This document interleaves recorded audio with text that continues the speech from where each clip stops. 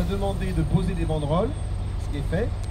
Et enfin, parce que tout simplement, elle a autorisé d'ouvrir son magasin et de nous y installer devant et à l'intérieur pour garder nos tours de garde 24-24, 7 sur 7 jusqu'au 23 mars prochain.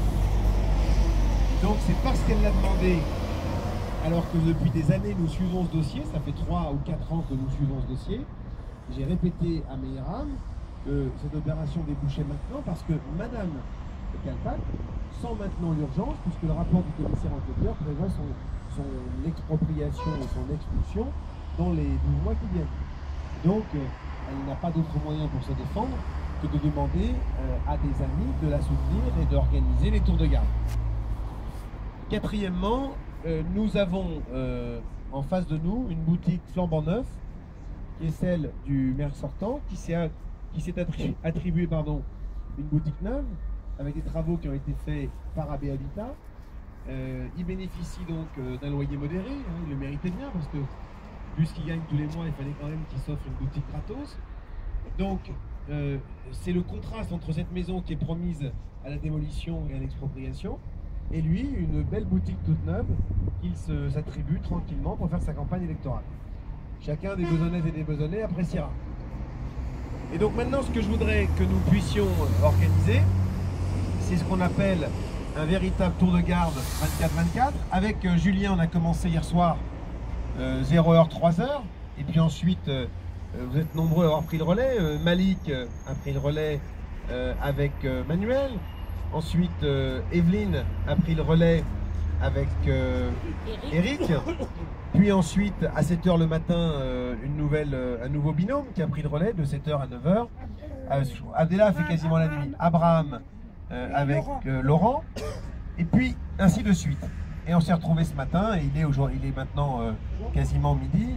Et on est tous autour de cette table pour maintenant, ensemble, préparer la suite. Alors, c'est quoi la suite? C'est d'abord l'obligation de s'équiper et d'aménager ce terrain. Ce terrain nous appartient. Il appartient à Madame Kalpak jusqu'à la bordure. Et donc, un premier barnum a été posé par Eric hier soir. Et je souhaite que tous ceux qui ont au fond de leur cave un barnum, un parasol, un brasero, vous savez, un bidon, un ancien bidon d'huile ou d'essence qui permet de faire un feu, je souhaite que nous nous organisions pour que, d'ici quelques jours, ce terrain soit un terrain de vie avec le brasero qui va bien, le barbecue, l'apéro et tout ce qui va bien avec. Et je souhaite que vous participiez les uns et les autres, comme vous êtes en train de le faire, pour mobiliser les Besonnaises et les Besonnais à venir déposer une bougie, déposer une fleur. Les fleurs, elles peuvent s'accrocher dans les grilles, vous pouvez en mettre un peu partout. Ça peut être des fleurs de soutien pour Madame Kalpak, ça lui fera plaisir. Vous pouvez habiller tout autour de la maison, sur les grilles, poser des petits bouquets, organiser un petit peu la résistance. Et puis, déposer un peu de nourriture au fur et à mesure que vous tournez dans la ville, mobiliser les Besonnaises et les Besonnais pour qu'ils viennent aussi nous aider à faire ces tours de garde. Et le but, on a démarré à quelques dizaines, on a eu 150 signatures en moins d'une journée. Et le but, c'est de dire à vos voisins, vos amis, de venir signer la pétition, de venir déposer quelques petits gâteaux, quelques petites bougies, et que petit à petit, ce lieu devienne un lieu de vie jusqu'au 23 mars prochain, parce que si nous sommes élus le 23 mars, nous garantirons à la famille Kalpak qu'elle pourra bien y mourir, y rester. Deux, nous garantissons que nous abrogerons le projet de nouvelle mairie à la grâce de Dieu, et donc tant qu'on n'a pas atteint le niveau zéro, on peut le faire, et le recours au tribunal administratif le permet. Et donc ça veut dire que nous allons organiser à la grâce de Dieu une nouvelle consultation, une nouvelle concertation pour savoir ce que nous ferons de ce terrain. Mais bien évidemment, nous sauverons donc et ce terrain et la famille Kalpak. Donc cet engagement que j'ai pris, je l'ai pris parce que Madame Kalpak m'a aidé à le prendre et qu'elle a demandé à ce qu'on le fasse.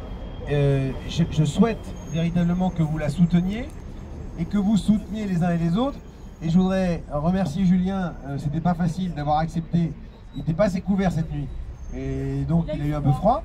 Et je voudrais vraiment que nous nous encouragions mutuellement et qu'on s'applaudisse pour avoir tenu cette première nuit de garde qui était très importante. Je pense que nous défendons une cause juste, nous défendons une famille qui n'a jamais fait de mal à personne, une famille qui veut rester dans sa maison, une famille qui veut tenir bon, et je pense qu'on leur doit bien ça, et ça me fait très plaisir humainement, quel que soit le résultat des élections, ça me fait très plaisir humainement d'être là à leur côté pour les défendre et pour les encourager. Je pense qu'ils le méritent bien, je pense qu'ils ont construit la ville de Bezons, ils ont rendu d'immenses services à Bezons, ils ont toujours été présents pour ici ou là, apporter leur aide, vendre un vêtement, organiser les choses. Et je pense que c'est pas parce qu'ils sont âgés et qu'ils sont fatigués et un peu malades qu'il faut comme ça les pousser dehors. C'est humainement quelque chose qu'on doit refuser au XXIe siècle. C'est quelque chose sur lequel nos valeurs humanistes et de fraternité ne peuvent pas passer à côté. Fermer les yeux là-dessus, c'est humainement pas possible. Mais j'aurais dit la même chose de Jacques qu'on a invité au repas de partage. J'aurais dit la même chose de tous les SDF qui sont poussés par le maire le plus loin possible. Du foyer Sonacotra qui nous appelle tous les jours à l'aide. De la dame qui est passée tout à l'heure à qui on a supprimé les colis alimentaires. Il y a vraiment une misère sociale et des difficultés dans cette ville qui méritent qu'on s'en occupe. Et c'est pas une question de droite ou de gauche, c'est une question d'humanité et d'humanisme. Voilà, je le pense sincèrement du fond du cœur. Donc, merci. Merci. Et donc maintenant, ce que je vous demande, c'est de passer au bureau d'enrôlement. Le bureau d'enrôlement, c'est la prise de carte. Il faut que vous preniez les séries de 2 heures et que d'ici ce soir 18 h où on se retrouve tous, la question des gardes de nuit soit réglée. Bien évidemment, je prends les miennes et avec Julien, on l'a fait, donc on peut le refaire. Et bien évidemment, plus on est nombreux, plus les tours de garde vont être courts. On a démarré avec des tours de garde à 3 h et 2 h. Si on travaille sérieusement, on doit avoir des tours de garde à 1 h. Et des tours de garde à 1 h, honnêtement, c'est un plaisir parce qu'une petite heure, à discuter, à échanger, à boire un petit café, on rencontre des gens formidables. À 2 h 30 du matin, on a une femme qui nous a expliqué pendant une demi-heure pourquoi elle était horrifiée de voir la façon dont la ville se bétonnait. Il y a le slogan que j'ai repris ce matin et reprenez-le, je l'ai redonné aux Parisiens. Nos vies et nos enfants valent plus que du béton.